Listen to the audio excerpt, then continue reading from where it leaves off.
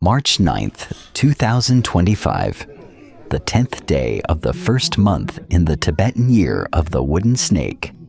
An astronomical observation with a history of over 300 years, unfolded once more at the birthplace of Songtsen Gampo, the heroic ruler of the Tubo Kingdom, Tibetan regime in ancient China. The observatory comprises a hole measuring tower and a light measuring stone. Atop the center of the tower's wall, a slit allows sunlight to pour through. When sunlight streams through this slit and hits the stone, aligning the 3 points in a straight line, it is time to begin spring plowing and sowing. In the early 7th century AD, the rising Yarlung tribe marched northward, led by their chieftain Namri Songtsen, crossed the Yarlung Zangbo River, and swiftly became the master of the entire Lhasa River basin. In 617 AD, Namri Songtsen's son was born in Gyamagang, today's Gyama Township. He would later be known as Songtsen Gampo, the great ruler of the Tubo Kingdom. Now in Gyama Township, Maijokungar County, Lhasa City, the ruin of Champa Migirling Palace still stand in his memory, infusing the Dapu Astronomical Observatory with sanctity and auspiciousness. In the early morning, local farmers, herders, and students, dressed in festive finery, carrying shema, traditional Tibetan ceremonial vessels symbolizing good fortune, and butter tea, gather around the observatory to await the sunrise.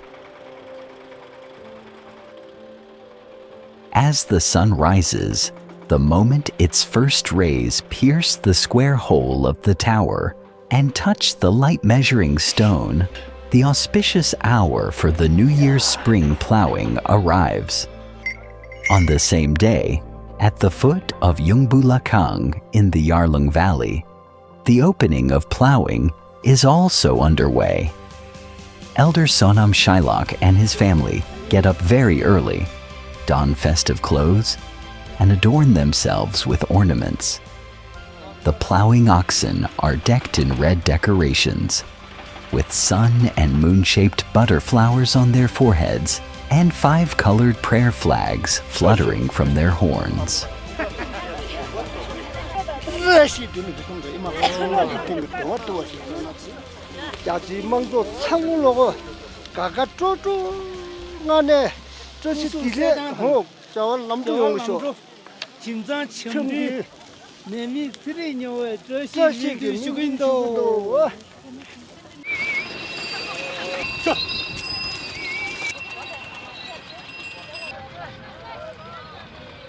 From the traditional 2-ox plow to today's tractor, iron oxen, spring plowing on the plateau is steeped in joyous, auspicious ritual.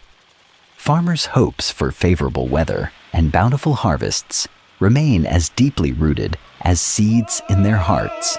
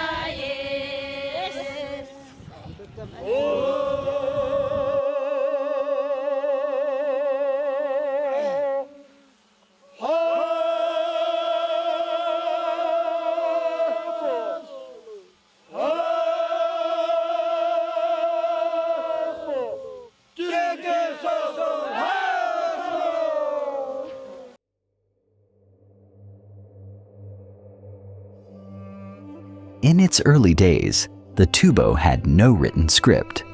Songtsen Gampo stood before the throne in the newly built Red Hill Palace in Lhasa and wisely told his ministers, "Without a written script, Tubo is like walking in the dark without a lamp."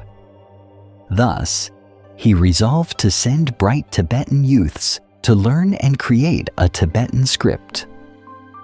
Today, Tibetan is China's first ethnic minority language with an international coding standard, breathing new life into the Tibetan language in the digital age.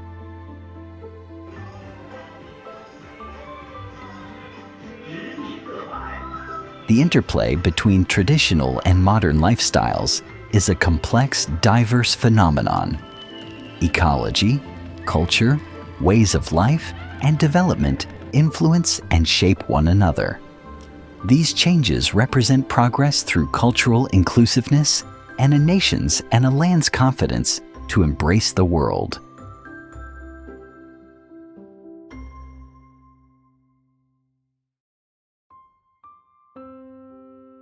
In 1989, Yinba, then in his 20s, arrived in Lhasa, filled with a hunger for new knowledge. In his spare time, he rode his bicycle to attend classes in English and computer skills. In those days, Yinba was obsessed with figuring out how to integrate Tibetan astronomical and calendar calculations into computers. Later, he developed the first complete computer program for Tibetan astronomical calculations, blending the most traditional calendrical knowledge with cutting-edge computing. Today, this program has grown increasingly sophisticated, encompassing calculations from all schools of Tibetan astronomy and calendar systems.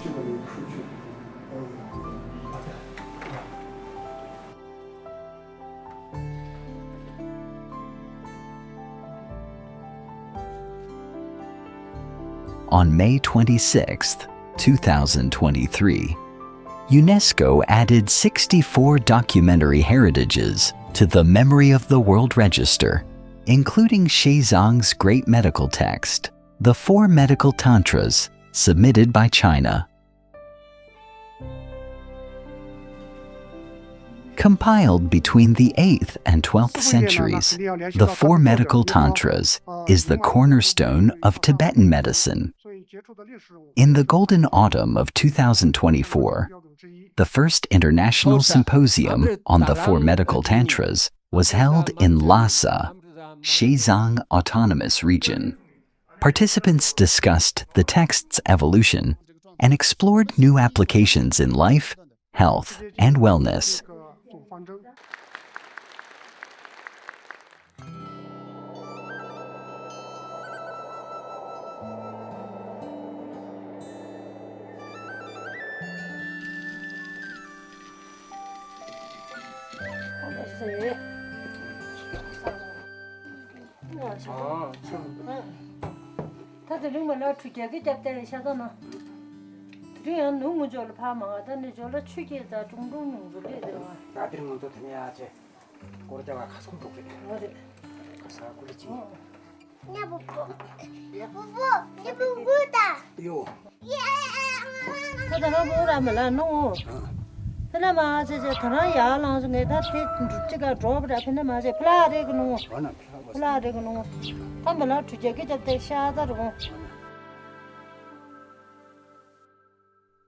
Elder Tenzin has shared a 14-year bond with black-necked cranes. These cranes have become an indispensable part of his life.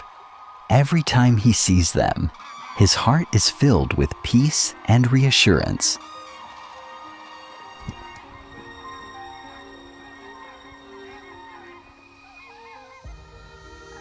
Improved ecology has drawn more black-necked cranes.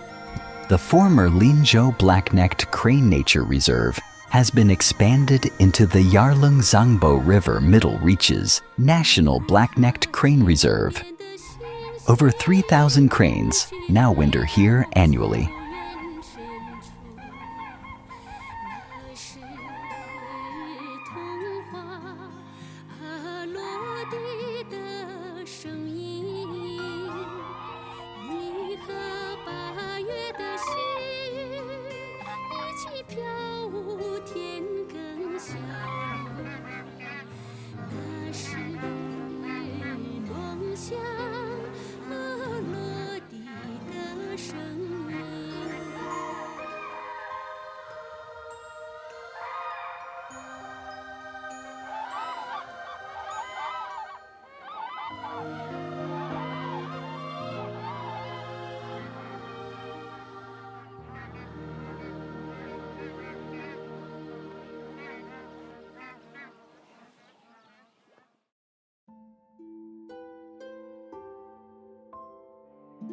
In June, Nari Prefecture enters its finest season. Tamarisk flowers along the Sichuan riverbanks dance in the wind, their red and white clusters swaying gently. In his free time, 78-year-old Phunsok Dorji often walks along the river with his family, admiring the calm waters and watching the city transform, memories stirring unbidden.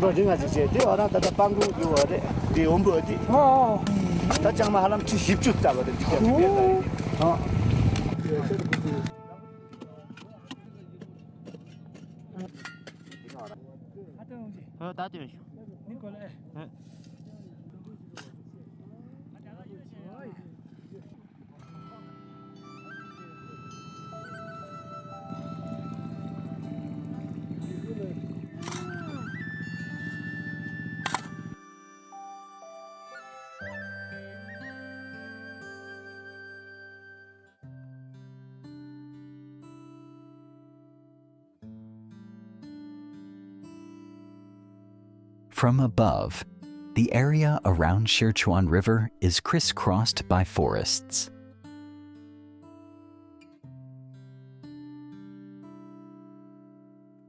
From the felling tamarisks in the past to large-scale afforestation today, this 60-year-old desert city has been reborn.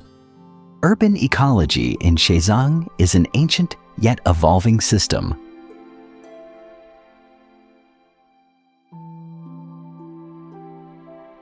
Spring in Lhasa is the prime time for plateau afforestation.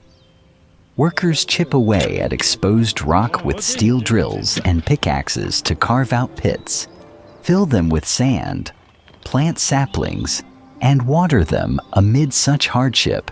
Over 130 residents from Group 2 of Dongga Community, Doilongdechen District, Lhasa, have persisted for 13 years. Their leader is 66-year-old Rigson. Whenever he has a moment, Rigson heads up the mountain to check on the saplings. Shiga Mountain, where Group 2 is located, was once a barren, rocky terrain. 当时的西嘎山就是这样的，白白的，全是灰。12年到现在，以前的话就这个上面牛都待不下，现在呢，各种各样的鸟，也各种各样的野生动物。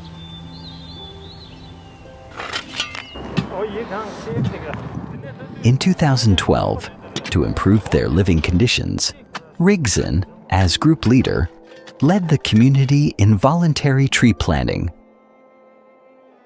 bringing green life to the once barren hills.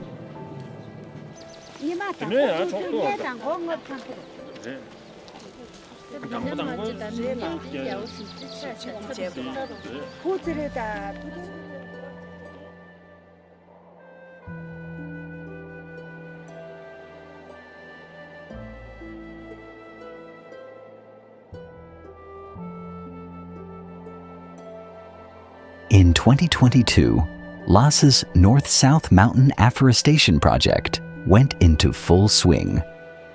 Dongga community became Shizong's first neighborhood committee to join the project, taking on the afforestation of over 2,200 mu in Dongga Zone 2.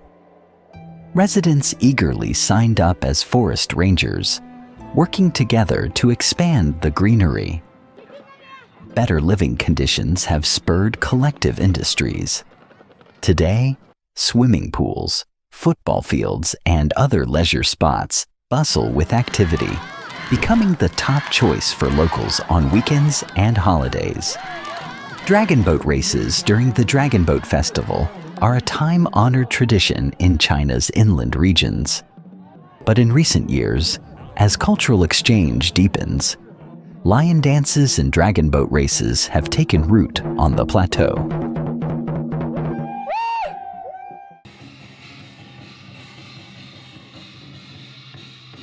Along the Lhasa River, where the scent of zongzi, glutinous rice dumplings, fills the air, lion and dragon dances amplify the festive spirit, while cowhide boats, ready for the race, stand out.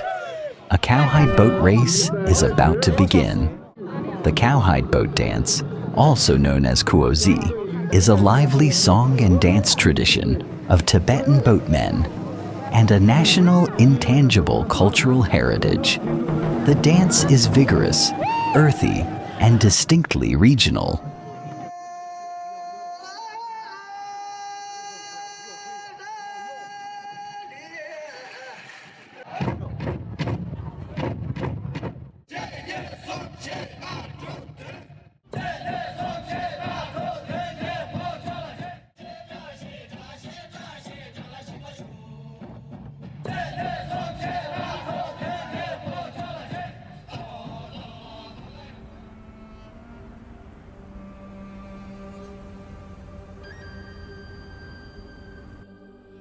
Standing on the hills south of the Lhasa River gazing across at the Potala Palace is a new way for tourists to connect with this palace in the clouds.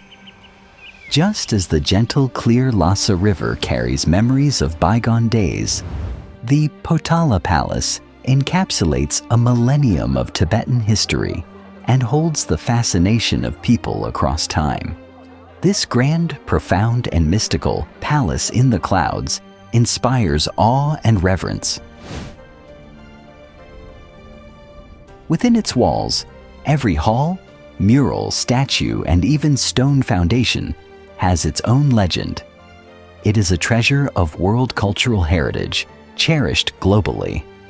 The pinnacle of Tibetan architecture, a masterpiece of its kind, and a definitive museum for understanding the politics, economy, history, culture, and art of Xizang, China. Urban ecology is more than just nature. It encompasses cultural and lifestyle ecosystems. Heritage and innovation are guiding this ancient yet youthful land toward the future.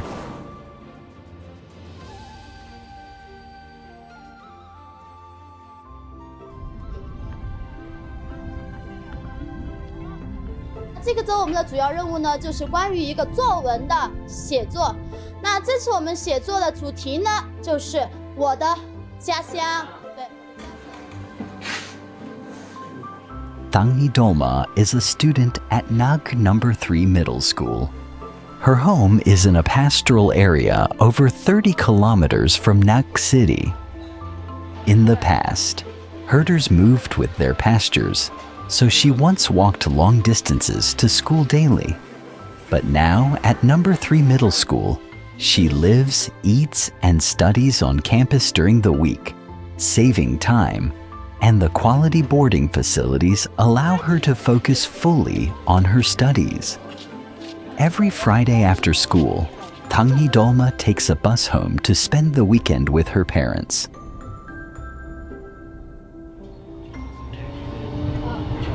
传递城市文明，构建和谐公交，欢迎乘坐新路公交车。本车由体检站、南部新区站开往终点站。中考。你6月底就平安了。 Her parents, both herders, care deeply about her education. They find comfort in the boarding school where teachers and classmates look after her. Moreover, all boarding school expenses are covered by the government, greatly easing the family's financial burden.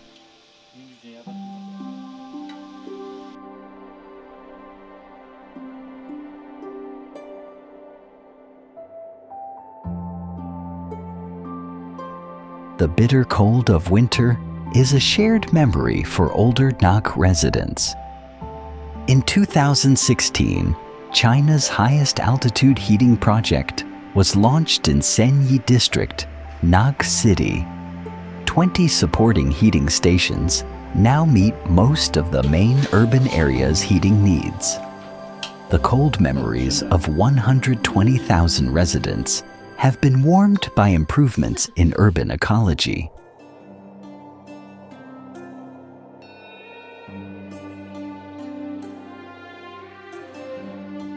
After the 7th century AD, an extension of the ancient Tang Tubo Road stretched from Lhasa to the southern foothills of the Himalayas, passing through Shigatse, Tingri, and Girong, then into India via Nepal, forging the ancient Great Tang Tubo Tianzhu route. Rasok village in Girong town is a vital gateway linking China and Nepal. Many Nepalese merchants transport their goods to Girong town via the bridge here. Today, new energy vehicles, smart made in China, are shipped directly here from the Lhasa Comprehensive Bonded Zone with exceptional customs clearance efficiency. From the old 3, clothing and daily goods, to the new 3, new energy vehicles and more, Xizang's cross-border trade is increasingly aligned with the needs of South Asian markets. Flows of people, goods, and information are transforming this land, driving profound changes in cultural exchange, a breakthrough transformation born of openness.